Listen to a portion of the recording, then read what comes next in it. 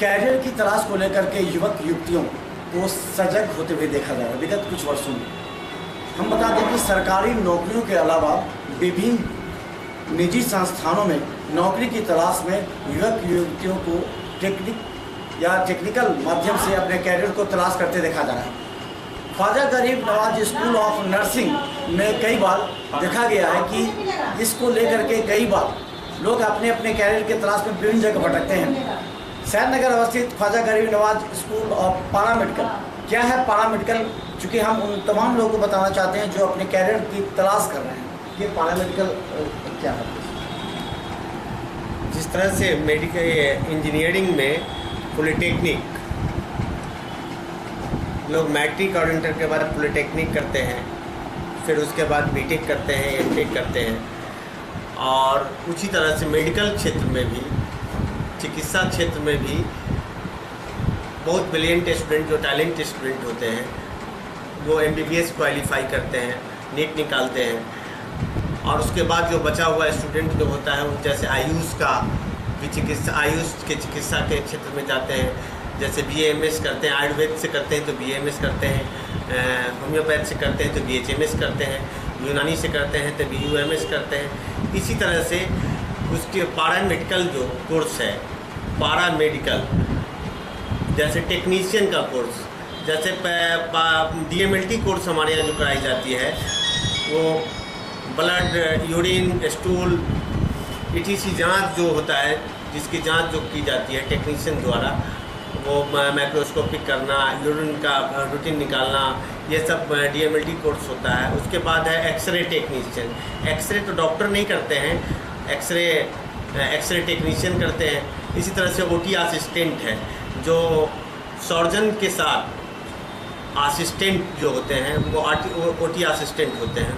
OT assistant का कार्य ज़्यादातर देखा गया है, बहुत ज़्यादा ओटी असिस्टेंट जो टैलेंटेड ओटी असिस्टेंट है वही ऑपरेशन करता है और सर्जन बैठे रहते हैं, सर्जन देखते रहते हैं उनकी देख रेख में। तो ओटी असिस्टेंट का कोर्स भी होता है हमारे यहाँ। और उसके बाद जो है तो ये जैसे ईसीजी टेक्नीशियन भी ईसीजी करते हैं टेक्नीशियन, और डॉक्टर उसको रिपोर्टिंग करते हैं। उसके बाद हमारे यहाँ फिजियोथेरेपी, तो फिजियोथेरेपी जैसे एक्सरसाइज टूट गया या पैरालिसिस का केस रहा तो उस तरह के लोगों को एक्सरसाइज कराने के लिए डॉक्टर एक्सरसाइज नहीं कराते। डीपीटी जो हमारे यहाँ डिप्लोमा इन फिजियोथेरेपी के पास आउट होते हैं, वही डीपीटी वो इन फिजियोथेरेपी जो है एक्सरसाइज वगैरह कराते हैं। उसी तरह से हमारे यहाँ है ये ड्रेसर।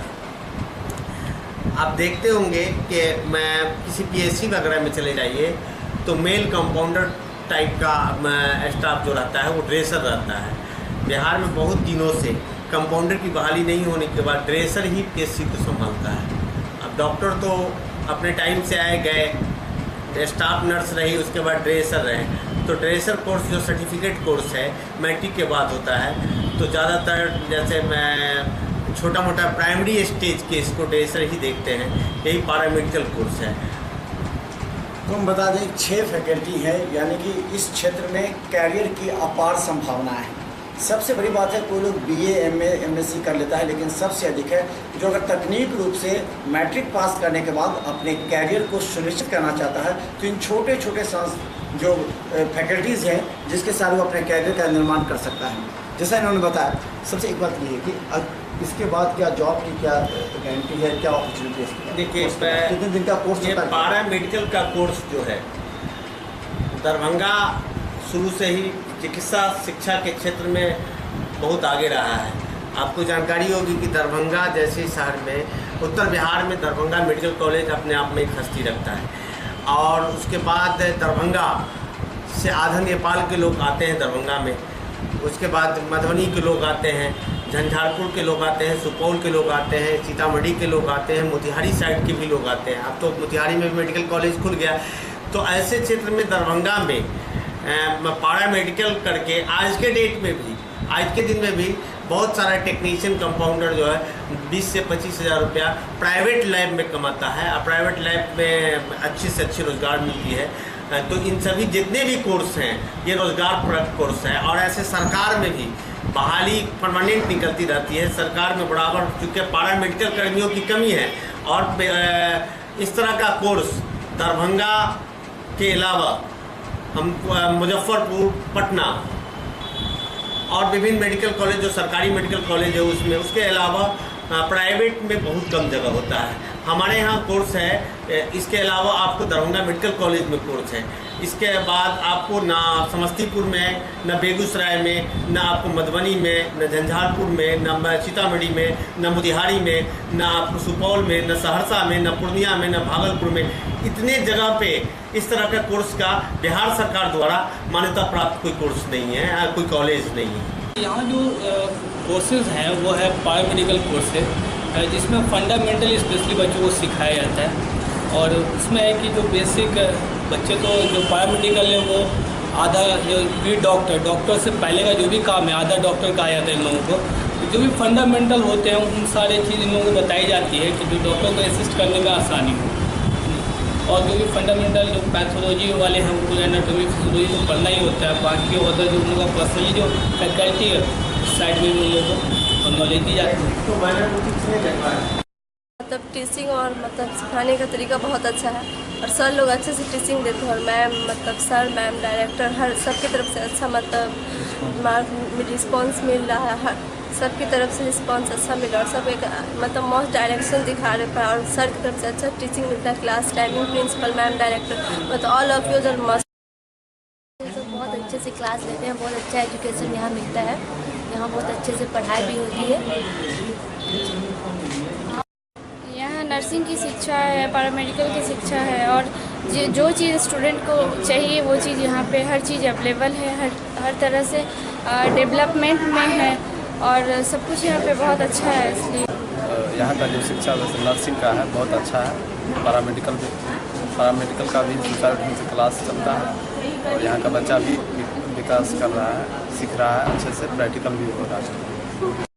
मैं एक साल से यहाँ पैरा मेडिकल का कर रहा हूँ DMLT। बहुत अच्छा यहाँ कोर्स है। बच्चों लोग को भी वहाँ सब सुविधा है और हर क्लास टाइम पे हो जाता है। सब लोग अच्छा से पढ़ाते हैं। बता दें सरकारी नौकरियों में भी पैरा मेडिकल का काफ़ी ज़्यादा महत्वपूर्ण स्थान है। अगर आप इस रास्ते से गुजरते हुए अपने कैरियर को बनाना चाहते हैं तो इस शॉर्टकट में आपका कैरियर सुनिश्चित हो सकता है। कभी कभी देखा जाता है कि लंबी रेस का घोड़ा फेल हो जाता है, यानी कि आप कैरियर की तलाश में इंजीनियरिंग करके कई हजार लोग बैठे हुए हैं, लेकिन इन छोटे गलियों का सहारा लेकर के आप अपने सरकारी नौकरी में अपने आप को पदस्थापित कर सकते हैं। लेकिन सवाल ये है कि आखिर किस संस्थान में जाए। कई ऐसे हैं जैसे दिल्ली से पैरामेडिकल का लेके अलग अलग तरह के संस्थान दरभंगा में खुल गए हैं जो फर्जी तरीके से हैं और काउंसिल मेंबर भी हैं उसमें। तो इस तरह की सरकार का जो मान्यता प्राप्त है, यहाँ से पटना की दूरी 120 किलोमीटर है और हमको लगता है कि बिहार का कोई ऐसा जगह नहीं है जहाँ से पटना की दूरी 4 से 5 घंटा से ज़्यादा की दूरी है और 200 रुपया से ज़्यादा का किराया है।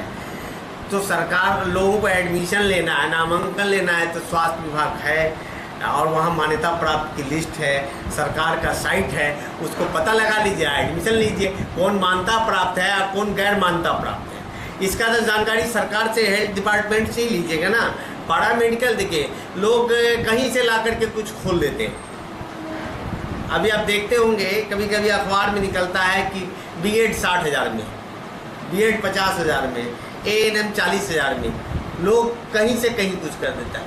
मेरे कहने का मतलब जो स्टेट हर गवर्नमेंट में, हर राज्य में पैरा मेडिकल एक्ट जो है, जैसे दरभंगा में, बिहार में पैरा मेडिकल एक्ट कैबिनेट से पास है और कैबिनेट से पास में ये है कि जो बिहार सरकार द्वारा मान्यता प्राप्त है, स्वास्थ्य परिवार कल्याण विभाग और चिकित्सा शिक्षा विभाग द्वारा मान्यता प्राप्त जो होगा उसको ही बिहार सरकार में जो सरकारी जॉब दे सकती है।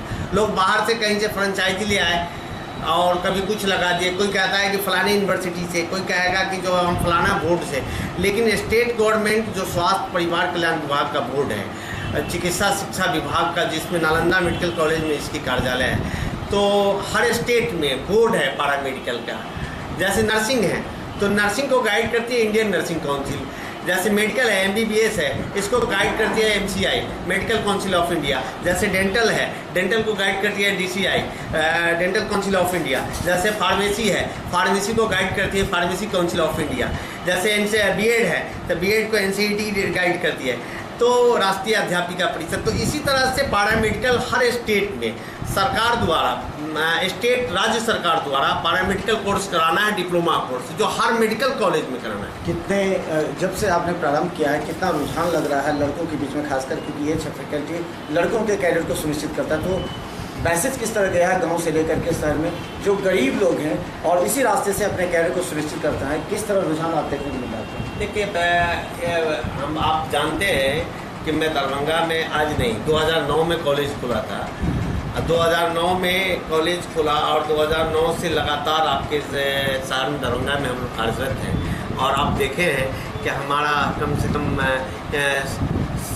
100, 200, 300, 400 स्टूडेंट हमारा गवर्नमेंट में बिहार सरकार में जॉब कर रहा है, अच्छे हॉस्पिटल, प्राइवेट हॉस्पिटल में भी जॉब कर रहा है।